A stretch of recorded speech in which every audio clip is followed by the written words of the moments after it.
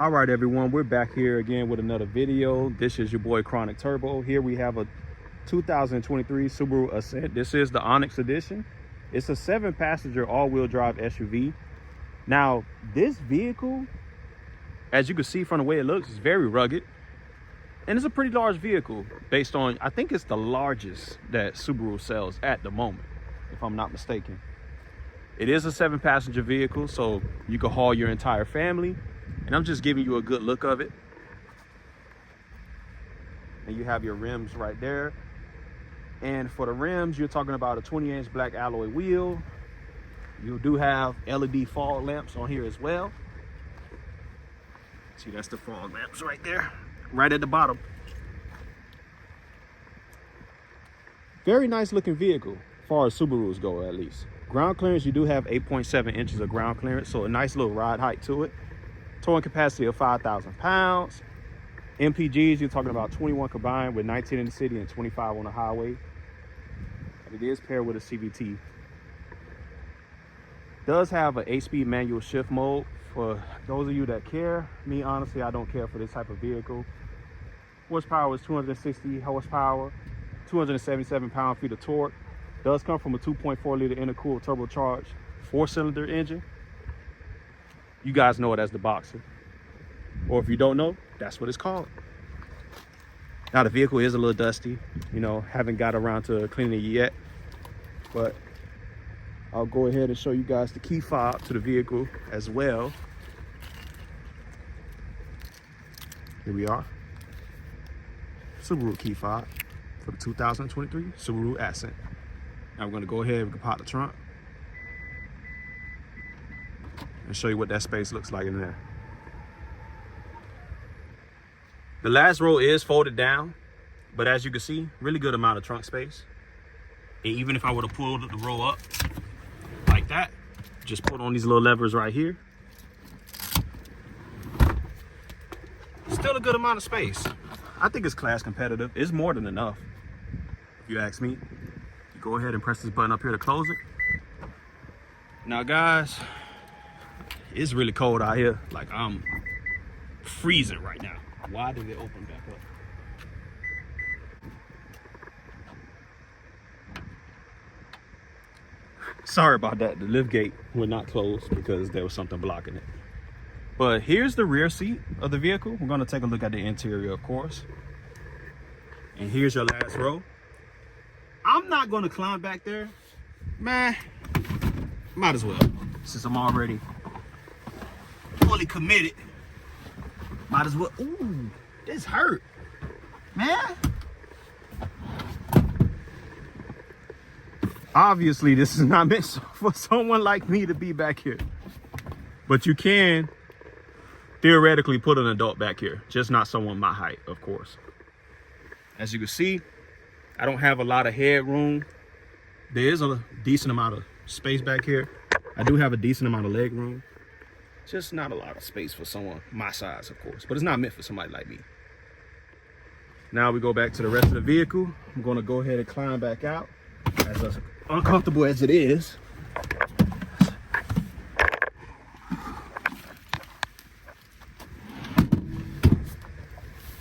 All right, now that ordeal is over with, I'm in the second row, nice and comfy, really good amount of space. I got a good amount of headroom. Look at that headliner. You do have a panoramic sunroof on this as well. Let me go ahead and switch the camera back around. Here's your rear seat controls. You do have some storage in here as well for the cup holders. Do have captain chairs. Always prefer these rather than having a bench seat for the rear. It's always more comfortable to me. And you do have rear sunshades, you know, for some privacy. So that's nice. Door panels is a nice, I'm not sure if this is actual leather. Like I said, these are used cars, so I don't have the actual specs. You know what I'm saying? So a lot of this is just pure research or off the top of my head. But I think this is like a leatherette material. It's not super soft, but it does feel good. Has a nice touch to it. The seats are soft though. The seats feel really good, and they do have that green stitching going across like that. They are manually adjustable as well. Now for the main attraction, of course. This is where most of you are going to sit if you're considering buying this vehicle. You do have power adjustable front driver's seat. Here's your controls. You have auto up down for the passenger and driver only, not the rear passengers. You do have memory seating. Still same material on the door panels as the rear. Feels nice to the touch, just not super soft.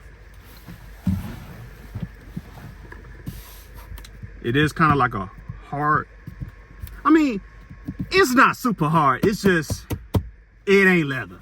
I can tell you that for sure. It's pliable to the touch, but it's not hard plastic. This is hard plastic, absolutely. And then you got this big old screen. But we're gonna go ahead and start it up. And I'm gonna let you guys hear that exhaust note.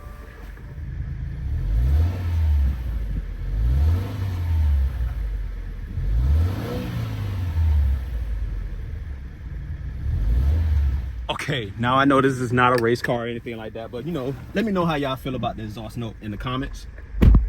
All right, now we're on the interior, the front interior at least. Do have nice and large cup holders, but I say you can hold your average drink. I wouldn't say you can hold like a Gatorade bottle or something like that. You definitely can't. You do have a larger cup holder on the side for something like that.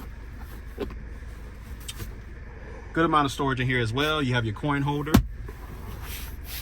You have a little shelf. What would you really put here? I guess a candy bar or two or something like that. That's probably the only thing you could put there. Glove box is lined with felt and it's damped. So that's a plus. Now, let's get over to the elephant in the room, or should I say the infotainment center. This thing, it's an improvement, you know, based on Subaru's past, you know, but it leaves a little bit to be desired as far as like, you know, resolutions and interface. The gauge cluster is fine. I'm cool with just having an analog with a little digital display. I'm not big on having a lot of screenage on the instrument cluster. But the multimedia interface on this, I hate it, honestly. It is 11.6 inches, so it is a really good size. But for example, like, let me show you the backup camera. Dude, the quality on this camera sucks. It is terrible. I hate it. I mean, it does give you surround view and everything, you know. You got your guidance lines and they do turn with the wheel, which is nice. But the quality is absolutely terrible. It is borderline garbage. Looks like a potato.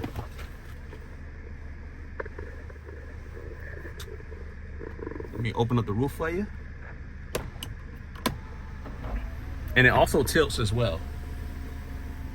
So it does open up all the way. And you can give you a good look out.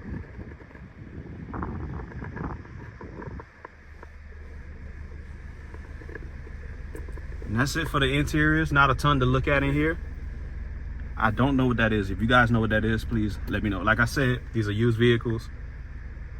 Yes, we sell new cars, but the only new cars we sell are Mopars. Dodge, Chrysler, Jeep, Ram, so on and so forth.